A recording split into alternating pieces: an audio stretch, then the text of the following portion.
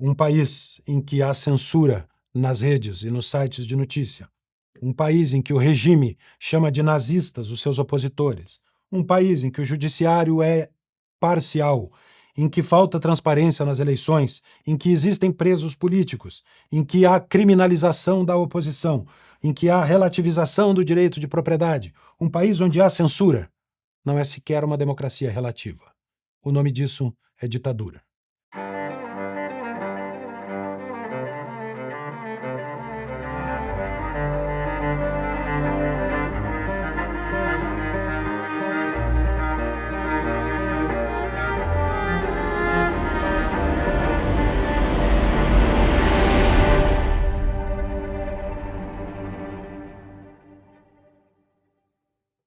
Nesse domingo, dia 28, acontecem as eleições na Venezuela. Ao contrário das últimas eleições naquele país, dessa vez parece que existe sim o risco de Nicolás Maduro perder as eleições e colocar fim, assim, ao ciclo chavista, o bolivarianismo, o socialismo do século XXI. E o que faz ser possível essa derrota de Maduro nessa oportunidade? Uma mudança relevante. Desta vez, Maduro deixou a oposição participar das eleições. Isso abriu espaço para uma movimentação popular muito grande na Venezuela. É claro que Maduro deixou a oposição participar, mas não como queria. A candidata que teve 90% dos votos nas prévias da oposição foi Maria Corina Machado. Maria Corina é uma líder da oposição venezuelana desde o tempo em que foi deputada na Assembleia Nacional e enfrentava Chávez olho no olho. Maria Corina construiu uma liderança no processo oposicionista desde a época em que a oposição venezuelana brigava entre si, e isso acabava apoiando a reeleição de Chávez e depois de Maduro.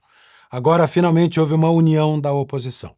90% votaram em Maria Corina Machado. Mas a Suprema Corte, o Tribunal Supremo da Venezuela, declarou Maria Corina inelegível. Ela não poderá exercer nenhum cargo público por 15 anos.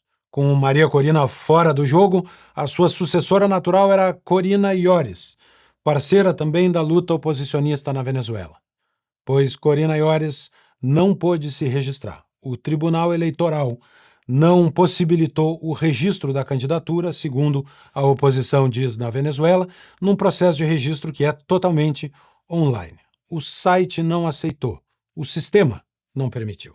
Sobrou então a candidatura de Edmundo Gonçalves Urrutia. Muito menos conhecido, muito menos famoso, mas ainda assim capaz de reunir muita gente nas ruas de Caracas e da Venezuela afora. O povo foi de novo às ruas como há muito tempo não ia. Houve um momento nos anos 90, 2000 e até inícios dos anos 2010 em que manifestações eram muito comuns e muito volumosas nas ruas de Caracas, até que a guarda bolivariana começou a reprimir com violência e com prisões, o que fez com que o povo voltasse para casa em silêncio. Agora não. Agora voltou a coragem do venezuelano de sair às ruas. As pesquisas mostram que Gonçalves é mais forte que Maduro. Aliás, todas as pesquisas dão uma larga vantagem eleitoral de Gonçalves sobre o regime bolivariano. Isso, em qualquer democracia do mundo, representaria um perigo iminente, uma derrota com data marcada, um fracasso eleitoral retumbante se avizinhando. Mas não é o que acontece na Venezuela. Na Venezuela, há apenas uma indagação. Será que Maduro pode perder as eleições? Ou, como disse o G1, existe risco de Maduro perder as eleições? De novo, em qualquer democracia do mundo, o fracasso estaria anunciado. Mas na Venezuela reina um ponto de interrogação. Porque além da troca da candidata da oposição, por força de uma decisão da Suprema Corte venezuelana, sites de notícias, vejam só, estão sendo censurados. Sites de notícias que talvez espalhem desinformação ou fake news, no entender do governo e daquela parte do judiciário que apoia o governo, estes sites estão sendo censurados. O regime venezuelano interfere na liberdade de expressão na internet na Venezuela. Soma-se a isso um discurso virulento de Maduro contra a oposição, o que não é bom para nenhuma democracia. a taxação do inimigo como nazista, fascista, hitlerista, a comparação do inimigo com os piores regimes totalitários que o mundo já viu. Maduro tem feito isso, e isso não é típico de um líder democrático. La derecha extremista, bolsonarista, seguidores de Milei y de Hitler, llegaran al poder político en Venezuela, vendría un baño de sangre. Y nosotros somos la encarnación del proyecto bolivariano y somos la paz, la estabilidad, la tranquilidad de la patria, de la sociedad entera. Se a conta aqui no Brasil e nos Estados Unidos não pode ser colocada diretamente no nome dos opositores, ela é uma consequência imprevista, talvez, de um discurso polarizador, lá na Venezuela não. Lá a violência política é anunciada, até ameaçada, pelo líder Maduro. Si la derecha fascista engañara a la población, en Venezuela podría venir un baño de sangre y una guerra civil. Esse discurso do banho de sangue assustou até os maiores amigos do regime madurista chavista. Aqui no Brasil, Lula da Silva reagiu, disse que, se assustou com o tom da ameaça do banho de sangue. Ao que Maduro rapidamente respondeu: quem ficou assustado, que tome chá de camomila. Nós não sabemos se o chá de camomila será servido no Palácio do Planalto, mas esperaremos para ver novas manifestações do Itamaraty ou da Presidência da República sobre o processo eleitoral na Venezuela. Por enquanto, só a manifestação de Amorim dizendo que vai à Venezuela para mostrar ao mundo que a democracia está consolidada lá. Além da ameaça de um banho de sangue nas ruas, a violência também é exercida pelo aparato de repressão do governo Maduro. Desde o ano passado, presos políticos perseguidos pela polícia por fazerem oposição. Entre eles, Pedro Ruchurtu, que eu faço questão de mencionar aqui, porque é meu amigo e foi comigo diretor na Rede Liberal da América Latina. Um dos que teve mandado de prisão emitida por ser próximo à campanha de Maria Corina Machado. Agora, este ano também, novamente, ordens de prisão contra o chefe da campanha e outros integrantes da organização da campanha, então, de Maria Corina e agora de Gonçalves. Essa perseguição política com a prisão de oponentes do regime pode ser chamada de tudo menos de democracia. Aliás, a criminalização da oposição tem se tornado rotina e parece se espalhar pelo continente. Não basta a perseguição política, não basta a exposição que a política causa, o uso do aparato policial para perseguir adversários é, isto sim, um processo típico de regimes totalitários como os que nós vimos durante o nazismo, durante o fascismo e durante o comunismo mundo afora. É típico das piores ditaduras que a América Latina assistiu. É típico de regimes caudilistas que existiram neste continente durante a sua formação histórica. É tudo menos símbolo de uma democracia moderna, pujante e aberta, que é o que todos nós gostaríamos de ver em todo o continente. O que acontece na Venezuela hoje é a antítese da abertura política que a Venezuela uma vez representou. Uma vez, a Venezuela foi o porto de chegada de tantos que fugiram dos seus países porque encontravam ditaduras militares nos seus países. A Venezuela era um porto de boas-vindas, de liberdade econômica, de desenvolvimento, emprego, renda e abertura para o mundo. Era uma democracia pujante. A Venezuela simbolizou, em tempos dos anos 80, o que ela talvez pudesse ter sido desde a sua origem. Nós estamos acostumados a comparar o processo de colonização da América Latina com o processo de colonização da América inglesa, os Estados Unidos da América. E nós estamos acostumados a dizer que, aqui tínhamos colônias de exploração e lá colônias de povoamento. A verdade também é que as colônias americanas começaram como empreendimentos privados. A Companhia da Virgínia, a Companhia das Índias Ocidentais emitiam ações para fazer as viagens e trazer as pessoas para começar um experimento nas Américas. Ao passo em que aqui na América Latina era a coroa espanhola e a coroa portuguesa, o Estado, portanto, que iniciou o processo de colonização. Mas há uma exceção.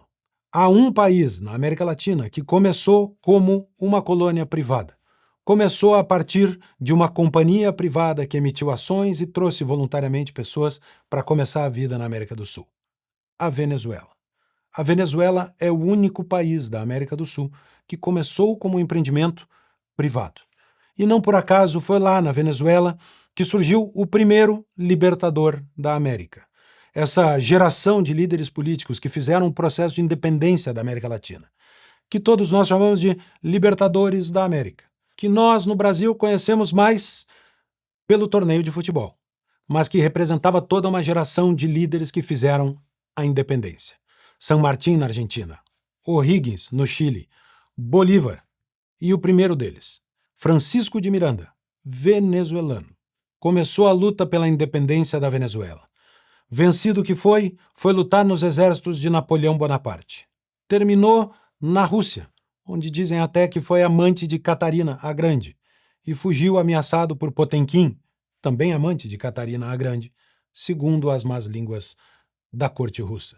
Este enorme personagem histórico que deu gás para uma geração que produziu a luta pela independência no nosso continente, nascido na Venezuela. Filho da elite local, mesclada entre os venezuelanos e a elite espanhola que veio para o continente. Esta Venezuela, que já foi um porto seguro para quem busca liberdade, se transformou numa das maiores ditaduras do mundo ocidental. A Venezuela não é, de forma alguma, uma democracia para quem sabe o que é uma democracia. Para quem entende que uma democracia tem elementos formais, como eleições, mas tem elementos materiais, dos quais a liberdade de expressão, a liberdade de organização política, a livre manifestação do pensamento são partes fundamentais. Para todo mundo que acha que democracia não é algo relativo, está claro que o que é a Venezuela.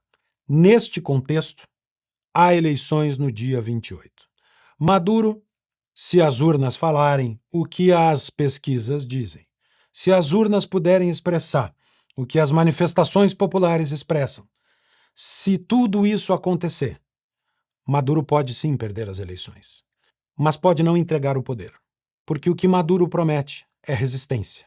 Resistência não democrática, resistência à democracia. Há na Venezuela o cartel dos sóis. Os militares venezuelanos são identificados por sóis na lapela. E uma ligação entre o narcotráfico e o exército venezuelano tem um poder extraordinário no país que não parece disposto a se render a um mero processo eleitoral. Portanto, a luta da Venezuela pelo fim do chavismo, pelo fim do socialismo do século XXI, tem uma oportunidade, sim, neste dia 28. Mas nem por um momento nós podemos acreditar que a vitória na eleição representa o fim do regime, que basta ganhar a eleição para restabelecer a liberdade. Como o exemplo venezuelano mostrou, e como disse Ronald Reagan, a liberdade nunca está a mais do que uma geração de ser perdida. Ela pode, conquistada, ser perdida de uma geração para outra. E o que a Venezuela pode nos mostrar é que, uma vez perdida, a liberdade pode ser reestabelecida. Quantas gerações isto tardará? Nós não sabemos. Com que forças poderá contar a Venezuela? Nós não sabemos. Quanto tempo levará para isso acontecer? Não sabemos. Mas uma coisa nós sabemos.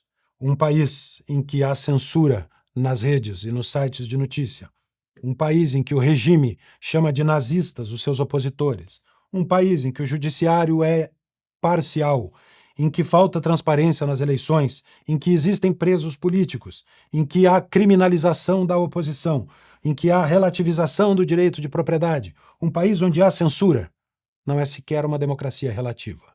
O nome disso é ditadura. E todas as ditaduras, em algum momento, encontrarão o seu fim.